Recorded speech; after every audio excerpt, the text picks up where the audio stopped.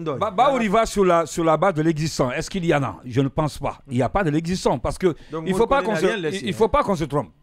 Jusqu'ici, je ne pense pas qu'il y ait quelque chose de concret qui ait été fait par le ministère de l'administration du territoire et de la décentralisation allant dans le sens de l'organisation des élections. À un moment donné, il y a eu une conférence ici où on a parlé de 6 000 milliards. Qu'est-ce qui a été fait? Ravec, qu'est-ce qui a été fait? Le fichier, qu'est-ce qui a été fait? Parce que organiser les élections, c'est autre chose. Ils ont annoncé le concours de recrutement des agents. Oui, le concours de recrutement des agents. Ça c'est une question qui devrait se poser depuis très longtemps. Aujourd'hui, c'est pas... Au niveau du PNRAVEC aussi. Aujourd'hui, c'est pas ce qu'on... Aujourd'hui, c'est pas... Aujourd'hui, c'est pas ce qu'on devait nous dire. C'est-à-dire que le recrutement des agents, ça c'est... On devait parler de ça bien avant, depuis très longtemps. Le communiqué actuel du ministère de la fonction publique prouve que Julien Yombono était en train de faire... C'est une correction des lacunes laissées par Julien Yombono. Julien Yombono qui pensait qu'il était vraiment un ministre descendu, je ne sais, de Jupiter, qui faisait tout convenablement. Mais ce premier communiqué montre qu'il était tout sauf un bon ministre à la tête de ce département. Bruno, on peut tout dire de Bruno pour ceux qui l'ont. Mais il est très fin. Il est très bien. Il est très fin. Je ne sais pas qu'en est-il même des 100 000 que les gens avaient déposés pour le concours. Alors, je reviens pour dire que je ne pense pas à date qu'il y ait des actes en tout cas consistants posés par le ministre Mori Kondé avant de quitter l'administration du territoire. Parce qu'il faut se considérer la vérité. Baouri, ce n'est pas pour autant lui lancer des fleurs, mais il ne faut pas qu'on accuse aussi.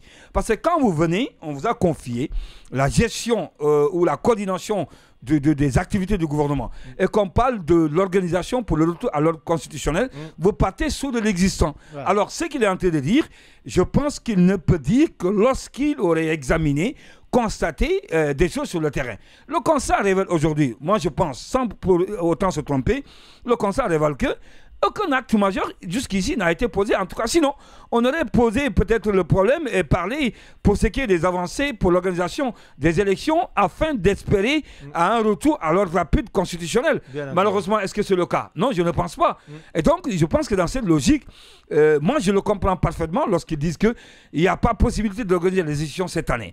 Est-ce qu'il y a possibilité? Parce que nous sommes comme à combien de mois? Nous sommes déjà dans le mois de mars. Avril, mai, juin, juillet, août, septembre, octobre, novembre, décembre. Dans 9 mois.